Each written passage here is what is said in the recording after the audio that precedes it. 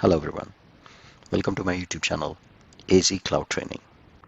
In today's video, we are going to see how to create a EC2 machine or EC2 instance. So here I am logged into AWS Management Console.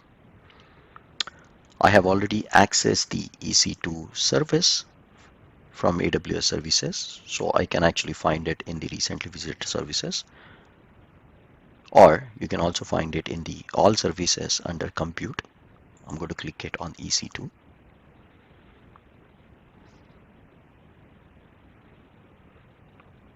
I'm going to click on launch instance. Again, we are going to stick to the free tier eligible services, and we have an option of either creating a Linux or Windows. I'm going to create a Windows EC2 instance, so I'm going to just type here Windows, and it basically gives me a complete list of different Windows based AMIs or Amazon machine images. The list goes on anywhere from Windows Server 2019 all the way to Windows Server 2012. Okay, so I'm going to click one of them, say AWS Microsoft Windows Server 2019 base. It gives me a complete list of various instance types. Again, the larger you go, you will see that the vCPU or virtual CPUs in the memory increases.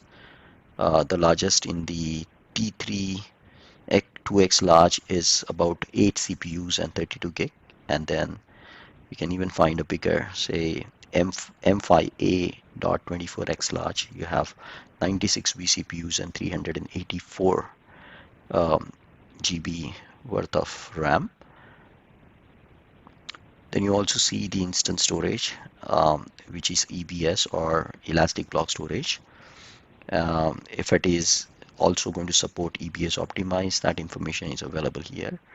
Network performance, and sometimes what happens is, ERP softwares like SAP or low latency applications, web application or custom applications, they will need like higher network bandwidth. For our purpose or demonstration purpose, we're just going to select something that is free. I'm just going to take like T2 micro and say next. We have a default VPC that comes with your Amazon Web Services account. I can create a new VPC and attach this EC2 instance into it. It also shows where this instance is going to be created. I'm actually creating it in US East Ohio or US East -2 region, and be with it. So next is the add storage. So it already comes with a general purpose SSD of 30 gig size, and you can see here that free tier eligible customers can get up to 30 GB of EBS. So I'm going to say that give me the encryption which is default. So next is add tags, and again we can add tags over here. We can skip the tagging for now, or we can add a new tag over here. So I'm going to say name, and I'm going to say AZ Cloud, just for now, for the sake of it. And he says that RDP is allowed, so I'm going to say the description is RDP, and I'm going to say review and launch. Now it basically just says, well, you have everything, and then we're going to launch it. Okay, so it says select an existing key pair or create a new pair. I already have downloaded a key pair with name AZ Cloud, so I'm going to say, well, I acknowledge that I have access to my private key file, and I'm going to launch the instance. Okay, so the instances are being launched. It also gives a nice page of help topics like how to connect to your Windows instance. I'm going to skip that for now and just going to go back to my AWS page for now.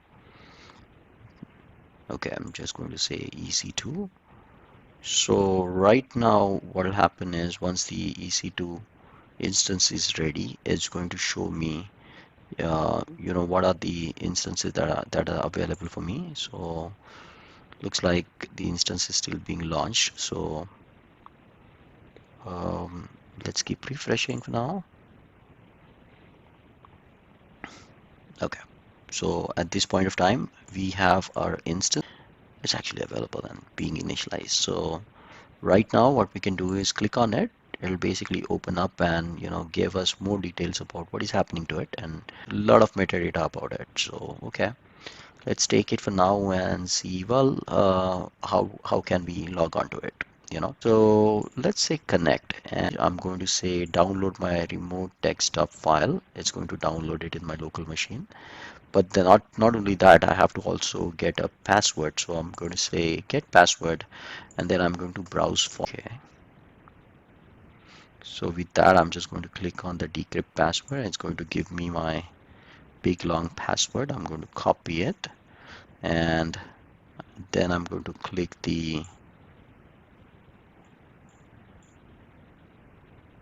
uh, my RDP file.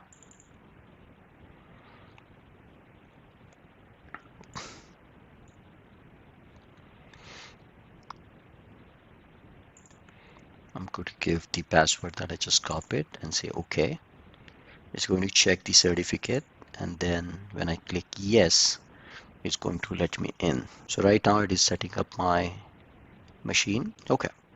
So we are in our machine now. Click on the server manager and just make sure that the enhanced internet properties are switched off so that we don't get those annoying um, pop-ups every time we try to access the internet. So I'm going to say local server um, IE security. I'm going to switch off and say OK, and voila, we are in. So that's for today's session.